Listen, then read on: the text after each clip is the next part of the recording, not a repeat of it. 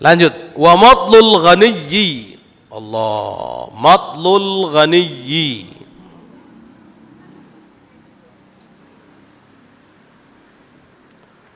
Matlul ghaniyyi.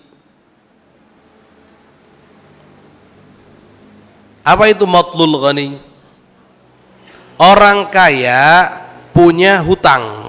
Ini ceritanya gini, dijelaskan dengan kata-kata atau terjemahan terkadang kurang jelas. Kami jelaskan dengan contoh. Yang dimaksud dengan matlul ghani, orang kaya punya hutang atau punya kewajiban. Sudah jatuh tempo itu hutangnya, kewajibannya, tapi dia nggak mau bayar, nanti, padahal dia punya hutang. Nanti itu satu kalimat yang dia adalah kemaksiatan dan dosa. Jika keluar dari orang kaya yang dia punya kewajiban untuk membayar hutangnya contohnya, dan dia mampu untuk membayar hutangnya, tapi kok nanti, hati-hati ini. Masya Allah. Ini biasanya para bisnismen, mohon maaf ini, para pembisnis itu uangnya banyak di rekeningnya, sudah jatuh tempo nanti saja. Kenapa? Karena senang lihat angka-angka. Ini bahaya ini. Untuk apa angka-angka itu kalau punya hutangnya banyak, sudah jatuh tempo kok nggak dibayarkan? Ini kan muskilah ini. Maka hati-hati Anda ya orang kaya, orang yang Allah amanati kelebihan harta. Hati-hati. Kalau sudah jatuh tempo kewajiban Anda bayarkan, jangan nanti. Normalnya yang nagih itu mesti sakit itu hatinya, jengkel itu dan seterusnya. Makanya heran kok ada orang itu kalau mau ngasih buat jengkel dulu, kalau mau bayar hutang buat jengkel dulu. Kenapa sih? Nggak mau buat yang enak gitu, ngenakan orang lain itu pahala, mempermudah urusan orang lain itu pahala. Ini mau ngasih saja janji nanti saya kasih ya, iya harus ditagih 5 kali baru ngasih. Kenapa sih harus begitu? La ilaha illallah. Dan itu dosa itu untuk orang kaya, khususnya punya kewajiban kemudian dinanti-nanti. Nah, menanti-nanti menunaikan kewajiban itu adalah kezaliman. Tapi kan catatannya ini dari orang kaya. Orang kaya itu gimana? Bukan orang yang kaya raya, bukan, orang yang mampu punya.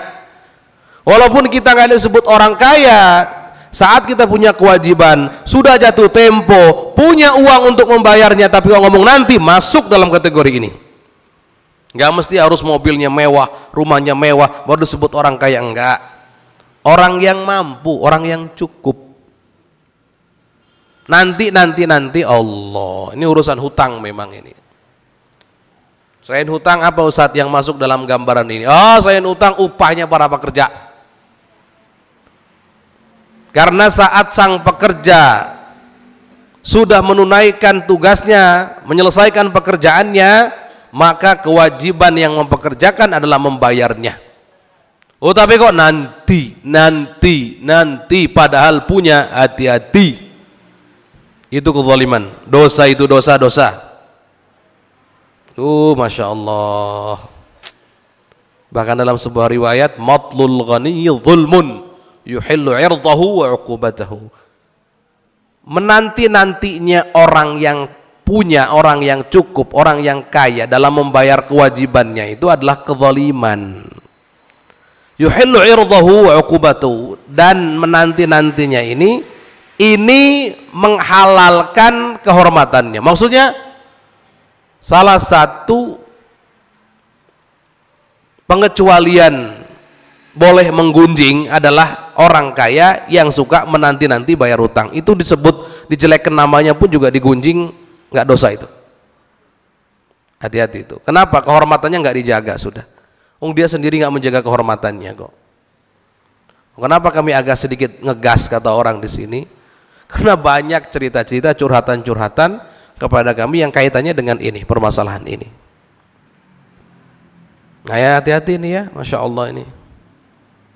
Dan uqubatahu juga dihalalkan uqubahnya, maksudnya kalau ada hakim diberlakukan hukum syariat di negara kita, maka sang hakim boleh untuk menghukum orang kaya tadi itu, dipenjara dan seterusnya, itu nggak ada masalah.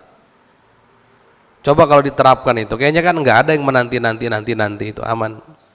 Tapi awas, di sisi lain kita juga perlu memaklumi keadaan orang, karena orang kaya zaman sekarang tuh kebanyakan palsu. Maksudnya Ustadz, ya hanya apa namanya itu, flexing, hanya pamer padahal hutangnya banyak.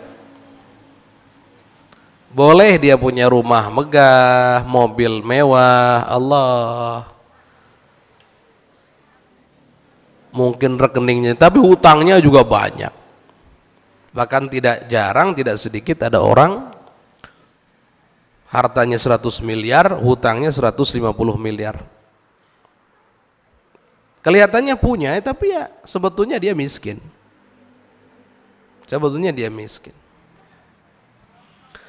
Jadi dari sini kita ambil hikmah apa itu? Hikmahnya, agama kita ini, agama Islam, sangat memperhatikan namanya hak-hak orang lain. Selain itu, di sisi lain, agama kita ini menganjurkan kita untuk mempermudah urusan orang lain. Jangankan dalam membayar atau menunaikan kewajiban, ini dalam transaksi jual beli saja. Yang dianjurkan oleh baginda Nabi itu samhan idza ba'a, samhan idza ishtara.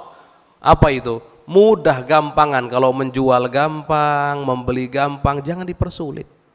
Jangan dibuat ribet. Kalau ada yang mudah, kenapa dibuat ribet? Silahkan jaga hakmu, tapi jangan mempersulit orang lain. Dibuat mudah lah. Masya Allah. Yang begitu yang disebut dengan